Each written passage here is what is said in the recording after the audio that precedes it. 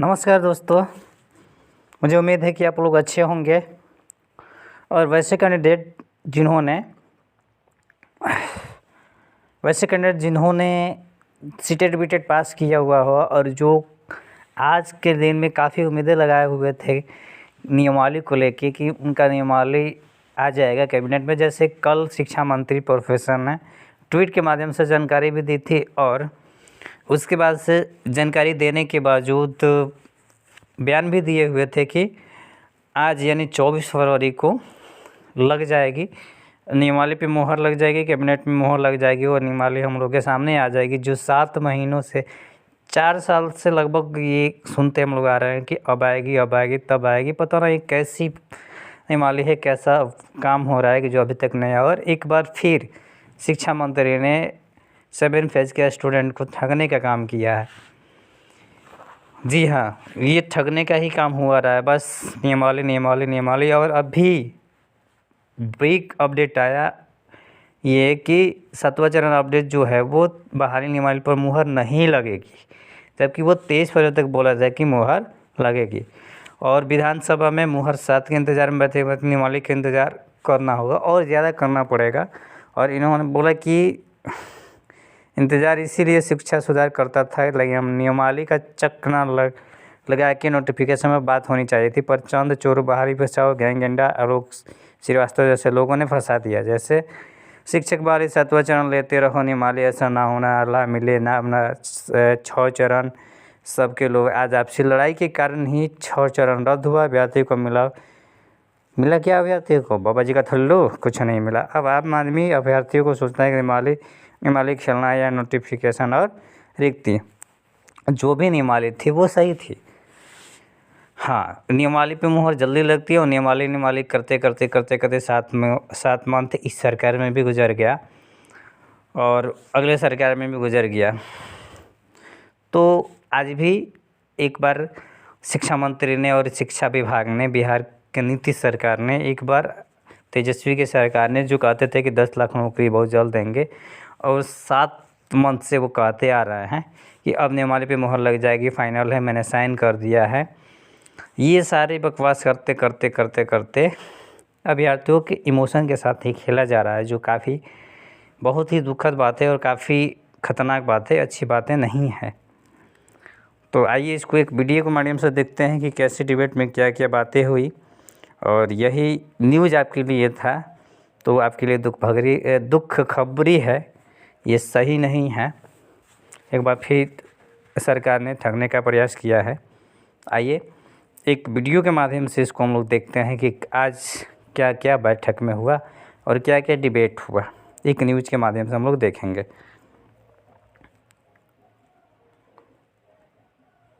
जी खुद आश्वासन देते उसके बाद उसको पटल पर नहीं ला पाते। नहीं संजय जी, हाँ संजय जी, शिक्षा मंत्री जी का जो बयान अभी आपने सुनाया है, हाँ, उस बयान को आप ध्यान से सुनिए। उस बयान, हाँ, तो उन्होंने कहा है कि मेरा दस्तखत हो गया है, कई विभाग से एनओसी आ गया है और प्रक्रिया में है। तो वही हम कहते हैं कि कई कैबिनेट में आने के पहले कई विभागों से उसमें अनुमोदन लेना पड़ता है, प्रक्रियाएं जो है उसको पूरा करना पड़ता है। हाँ। तो सवाल यह है कि देर भले ही हो रहा है लेकिन दुरुस्त आएगा। मैंने आपके ही चैनल में पिछले महीने जब आपने इसी मुद्दे पर डिबेट बैठाई थी, तो मैंने आपको भरोसा दिलाया था कि अगले कैबिनेट बैठक में बहुत जल्द हम लोग 7वें चरण में शिक्षकों की नियुक्ति करेंगे। और जैसा कि माननीय शिक्षा मंत्री जी ने स्पष्ट रूप से कहा, आज कैबिनेट की बैठक हुई, लेकिन टेक्निकल इश्यू के कारण या कुछ कागजी प्रक्रिया पूरी नहीं होने के कारण आज उस चीज को नहीं किया गया। लेकिन अगले 24 घंटे या 72 घंटे के अंदर ये तय है कि हम लोग शिक्षक बहाली की प्रक्रिया को पूरा कर लेंगे। और जो शिक्षक अभ्यर्थी उदास और निराश हैं, मैं उन्हें आशा ही नहीं बल्कि पूर्ण विश्वास दिलाता हूं कि इसी महीने आपको बहुत जल्द खुशखबरी मिलने वाली है। पोद्दार साहब तो फिर इस बात को लेकर ट्वीट करवा दीजिए ना, शिक्षा मंत्री से ट्वीट करवा दीजिए कि भाई टेक्निकल इशू हो रहा है, इस वजह से हम लोगों ने इसको अनाउंस नहीं किया। मैं सुन रहा था, बड़े भाई हैं हमारे प्रदेश सचिव निरंजन पोद्दार जी, चितरंजन सर, सबको मैं सुन रहा था, लेकिन शिक्षक अभ्यर्थियों के साथ साथ कितना न्याय होगा। चितरंजन सर, आप मजबूती से हम लोग को बहुत पहले से देख रहे हैं, आप वही हैं जो 8 अगस्त 9 अगस्त से पहले हमारे साथ आकर के गर्दनी बाग में ये कहा करते थे कि ये लड़ाई आपकी नहीं है, पूरे बिहार की लड़ाई है, और ये सरकारी विद्यालयों में कौन पढ़ते हैं? बिहार के गरीब बच्चे पढ़ते हैं।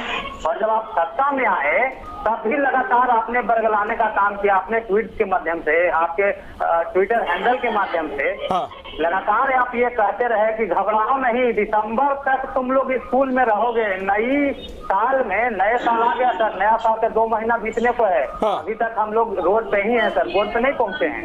आज जब बड़ी उम्मीदें थी, शिक्षा मंत्री जी ने खुद जब ट्वीट किया था कि 24 फरवरी को, स्पष्ट रूप से ये उन्होंने कहा कि 24 फरवरी को जो कैबिनेट की बैठक है उसमें शिक्षक नियुक्ति को लेकर के जो नियमावली आने वाली है उसे अप्रूव करा लिया जाएगा। हम लोग टकटकी लगाए बैठे थे। शिक्षा मंत्री जी के बातों पर भरोसा है, एक संवैधानिक पद पर बैठे हुए व्यक्ति हैं, उनकी बातें मजाक नहीं लग रही थी हम लोग को। लेकिन जब बैठक खत्म हुई तो हम लोग का निराशा पता नहीं, और साथ ही साथ एक शर्म का भी भाव आया कि बिहार के शिक्षा मंत्री जी की क्या जुबानी इस तरीके की है कि वो पॉलिटिकल बयानबाजी कर रहे हैं, अभ्यर्थियों के साथ, उनके इमोशंस के साथ खेल रहे हैं। आपको हमने थोड़े कहा था कि आप सर ट्वीट कर करके हम लोग को बरगलाइए, आपने ट्वीट किया, हमारी आशाएं जग गई। और फिर एक बैग हम लोग को ये सुनने में आता है कि शिक्षक अभ्यर्थियों के मामले को लेकर के सरकार ने कोई सुनवाई नहीं की, उनको फिर से लेट लतीफी और फिर से पुराने दौर की ओर, आंदोलन की ओर रुख करने के लिए धकेल दिया कि आप रोड पर थे, रोड पे हैं और रोड पे ही रहिए। पर हमारी क्या दुर्दशा है, हमारे माँ बाप ने जमीन गिरवी रख करके मुझे बीएड कराया है सर, हमने सीटेट इम्तिहान, कठिन एग्जाम है, वो हमने पास किया है, और आप अपनी राजनीतिक रोटी सेक रहे हैं। सत्ता के लोग इस बात को कह रहे हैं, निरंजन पोद्दार सर को मैं सुन रहा था, बड़ी बेबाकी से और बड़ी बेशर्मी से सर ये आप कह रहे थे कि बीजेपी के लोग जब सत्ता में थे तो क्या कर रहे थे, तो जब वो सत्ता में थे सर। एक सेकंड दीपांकर, पोद्दार साहब तो ये कह रहे हैं कि 1 महीने का इंतजार करिए, हम करवा देंगे, यानी सरकार कर देगी। ये सारी प्रक्रिया पूरी हो चुकी है, कुछ टेक्निकल इशू था या कोई पेपर वर्क रुक गया था जिसको लेकर आज ये प्रोसेस हो नहीं पाया। मेरी बातों को ध्यान से नहीं सर, जब शिक्षा मंत्री जी की बातें हल्की हो रही हैं तो निरंजन जी की बातों को हम लोग क्या भरोसा करें? शिक्षा मंत्री जी की जब बातें बिहार में हवा हवाई है, दीपांकर जी, अगर निरंजन जी तो कोई ऑथेंटिक पद पर बैठे नहीं है। नहीं, मैं बिल्कुल आपकी बातों को तब से सुन रहा था। निरंजन सर जब आप बीच में बोल रहे थे तो मैंने कभी इंटरप्ट नहीं किया। निरंजन सर, मैंने इंटरप्ट नहीं किया है, आपने बोला था। मुझे अपनी बात आप रखने दें, आप मुझे 30 सेकंड का समय दें, बिल्कुल अपनी मैं बात आपको रखें। क्लियर करता हूँ। हाँ दीपांकर, 1 सेकंड रुकिए। हाँ सर, 30 सेकंड में अपनी बात को क्लियर करता हूँ।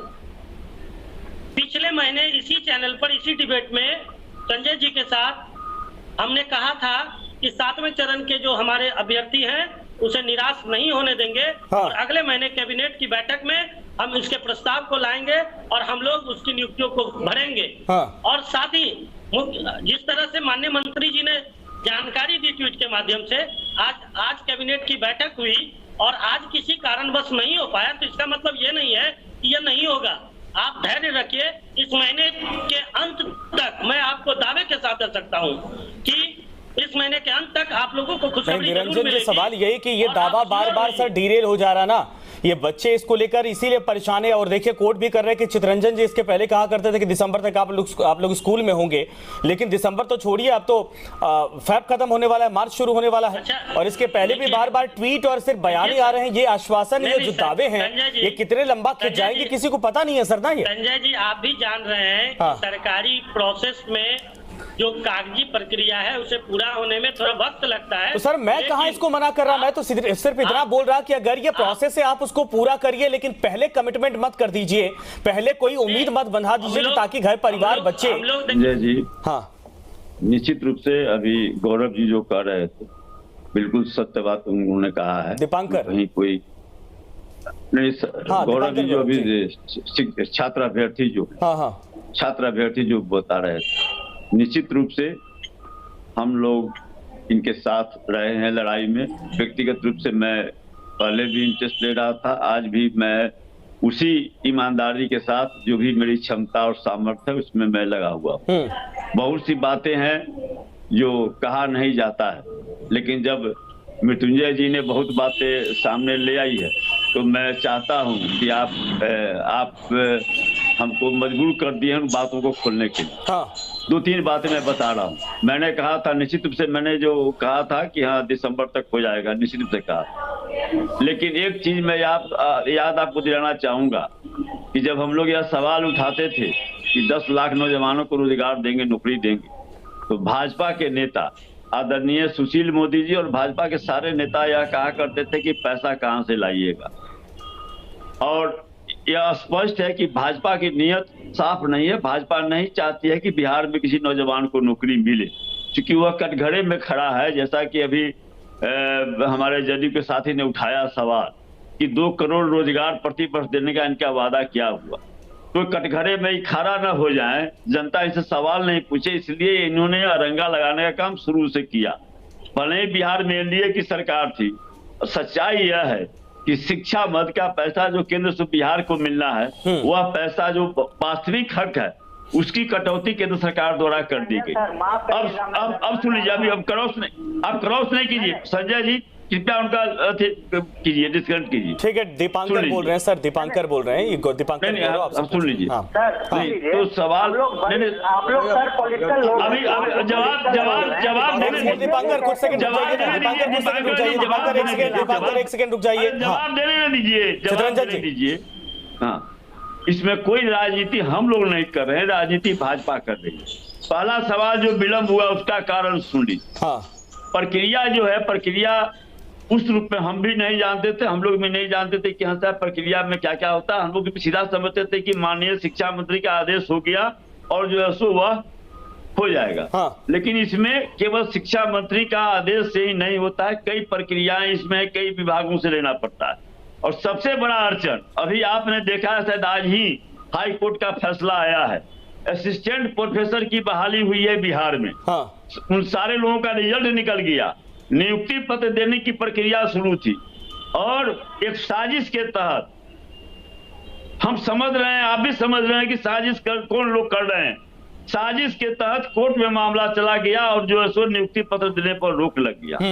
एक बड़ी संख्या में, लाखों की संख्या में शिक्षकों की नियुक्ति होने वाली है। सर वो तो मैंने कहा ना, मुझे इतना बताइए सर, ये सारे प्रोसेस है, आपने कहा कि सरकार की प्रक्रिया क्या होती है, बहुत विभागों से एनओसी लेना पड़ता नहीं। सर एक सेकंड रुकिए ना, ये सरकार की प्रक्रिया को आप लोग सरल बनाइए, क्योंकि आप लोग सरकार में बैठे। बच्चों से इनसे क्या मतलब है, यहाँ के अभिभावकों से इससे क्या मतलब है कि आपकी सरकार में 10 विभाग है तो 10 विभाग से अप्रूवल, वो तो आपकी जिम्मेदारी बनती है। सर आप स्पष्ट करने तो दीजिए। हाँ, सवाल किए तो जवाब सुन लीजिए। तो सर थोड़ा कम, इसीलिए मैं चाहूंगा जल्दी से कहिए ना। सुन लीजिए। हाँ। सुन लीजिए, क्योंकि इतने इसमें कंट्राडिक्शन, इसमें इतने कंट्राडिक्शन थे, तो इसीलिए हुआ कि भाई जैसे ही यह प्रक्रिया शुरू होगी, कोर्ट में कोई चला जाएगा, तो एकदम ऑल प्रूफ नियमावली होनी चाहिए जिसमें कहीं से भी कोई लूप होल्स नहीं हो। इसीलिए जो है सो नियमावली जब एक प्रारूप तैयार हुआ, उसके बाद माननीय शिक्षा मंत्री जी ने जितने शिक्षक संगठन थे सब लोगों को आमंत्रित किया और उस बैठक में 100 से ऊपर सुझाव आया। आप सोच सकते हैं, यह सुझाव कोई मैंने नहीं दिया। अच्छा सर सुनिए ना, मेरे साथ बात समय नहीं है, 2 मिनट का समय मैं 1-1 मिनट दोनों लोगों को देना चाहूंगा। दीपांकर अपनी बात रखिए। एक बात बताइए, युवा उप मुख्यमंत्री हैं, युवा सरकार आप लोग दावा करते हैं और प्रक्रिया वही ढर्रे वाली है, ये सारे प्रोसेस इस तरीके से चलेंगे, बिहार ऐसे बढ़ पाएगा क्या? ठीक है दीपांकर अपनी बात रखिए जल्दी से, क्या मांग है आप सीधे बताइए। सर माफ करिएगा चित्ररंजन जी, समय खत्म हो गया, वरना बीच में मैं आपको रोकता नहीं। मैं बड़ी गंभीरता से जेडीयू के प्रदेश सचिव निरंजन सर और हमारे गार्जियन हैं प्रोफेसर चित्ररंजन गंगन सर, हाँ, मैं सुन रहा था, लेकिन मुझे लगा कि जिस गंभीर विषय पर हम लोग इस डिबेट में बैठे। दीपांकर आप अपनी बात सीधे मुख्यमंत्री जी से कहिए, शिक्षा मंत्री जी से कहिए और डिप्टी सीएम साहब से कहिए, क्या कहना चाहते हैं आप, सीधे बोलिए। मैं सीधा यही बात चाहता हूं कि जितनी बेबाकी से ये लोग अपनी बातों को घुमा रहे थे, मान लिया कि आपने चित्ररंजन सर ने कहा कि कितनी जटिल प्रक्रिया है, इसका ये अनुभव नहीं था, अभी माफी मांगे, शिक्षा मंत्री जी ट्वीट करके माफी मांगे कि मुझे नहीं पता था कि क्या प्रोसेस है और मैंने बड़बोलापन में ये सारा ट्वीट कर दिया, माफ करें। मुख्यमंत्री जी से आपके चैनल के माध्यम से बिहार के जितने शिक्षक अभ्यर्थी हैं उनके तरफ से मैं इस बात को कहता हूँ कि मुख्यमंत्री जी आपके शिक्षा मंत्री जी हो या को अन्य विभाग कोऑपरेट नहीं कर रहा है, काइंडली आप इस पर एक्शन लें और जितनी जल्द हो सके 7वें चरण की शिक्षक बहाली को अविलंब हम लोग को जारी कराएं ताकि हमारी पेट की जो भूख है वो शांत हो सके। एक सेकंड समय खत्म हो गया सर, समय खत्म। मृत्युंजय जी मैं आपके पास आ रहा हूँ sir, 20 minute. Bharatiya Janata party के ऊपर ये क्यों आरोप लग रहा है कि सहयोग करने के बजाय बीजेपी सिर्फ इस पर राजनीति कर रही है सर? मैं बीच में आपसे नहीं बोल रहा था। एक सेकंड, सबकी बारी खत्म। मृत्युंजय जी आपकी बारी है सर, 20 सेकंड। बीजेपी के ऊपर सहयोग की बजाय राजनीति करने का आरोप लग रहा है इस पर। देखिए मैं तो आश्चर्य लग रहा था जब गगन जी बोल रहे थे, तो मैं इसलिए आपको इशारा कर रहा था। जो 25 साल सत्ता में बैठा राष्ट्रीय जनता दल और उसके नेता वो कह रहे हैं कि मुझे पॉलिसी समझ में नहीं आ रही थी, सरकार की पेचीदा सिस्टम समझ में नहीं आ रहा था, तो मुझे आश्चर्य लगता है जो 25 साल सत्ता में रहे तो भी आपको समझ में नहीं आया तो कब समझ में आएगा। एक बात ये कह रहे थे। दूसरी बात मैं आपको कहना चाहता हूँ कि आप नहीं चितरंजन जी, आप सर्व की बात है, आप इतने सीनियर लीडर हैं सर। समय खत्म हो गया, साथ में कई बार नहीं, समय खत्म हो गया मृत्युंजय जी, समय खत्म हो चुका है सर। मैं बीच में आपको रोक रहा, माफी के साथ किसी और दिन समय पूरा करूंगा। मैं धन्यवाद आपसे भी हमारे साथ जुड़ने के लिए, लेकिन ये जरूर है कि शिक्षा मंत्री जी के ट्वीट या बयान को लेकर बच्चे बेहद आक्रोशित हैं। ये बहाली प्रक्रिया आज शुरू हो जानी चाहिए थी, इसको लेकर मुहर लग जानी चाहिए थे, लेकिन अब बच्चे कह रहे कि अगर वाकई में इतनी हल्की बातें करेंगे शिक्षा मंत्री जी, इतने हल्के तरीके से मामले को लेंगे, क्या वो वाकई में उनको ये नहीं पता है कि ये जो प्रोसेस है, प्रक्रिया है, इतने जटिल होती है तो उसके लिए जिम्मेदार कौन है? और अगर जटिल होती है तो ये बात पहले उन्होंने क्यों कही कि किस महीने हम पूरा कर देंगे, कैबिनेट की इस बैठक में होने वाले प्रोसेस में इसको भी पारित करवा लेंगे। अगर नहीं करवा पाए तो ट्वीट करके माफी मांगे, क्योंकि सच में ये बच्चों के इमोशन के साथ खेलने वाला और इसको पॉलिटिसाइज करने जैसा लगता है। इसीलिए जिम्मेदारी सरकार की बनती है, विभाग की बनती है कि दोबारा ऐसी गलती ना हो, ताकि बच्चों को उम्मीद बंधे और वो उम्मीद बार बार टूटे। ये युवा अपने सपनों को इस तरीके से बिखरते हुए नहीं देख सकते।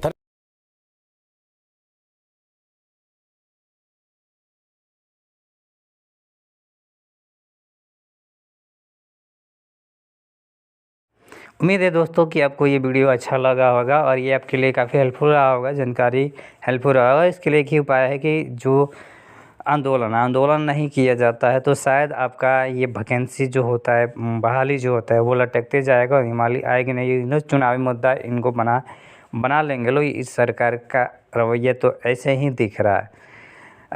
ऐसे ही वीडियो की जानकारी के लिए, ऐसे ही 7 फेज की जानकारी के लिए आप मेरे चैनल को सब्सक्राइब करें। वीडियो अगर अच्छा लगे तो वीडियो को लाइक कर दे और ज़्यादा से ज़्यादा वीडियो को शेयर करें। और कोई भी डाउट है तो कमेंट सेक्शन में कमेंट करें।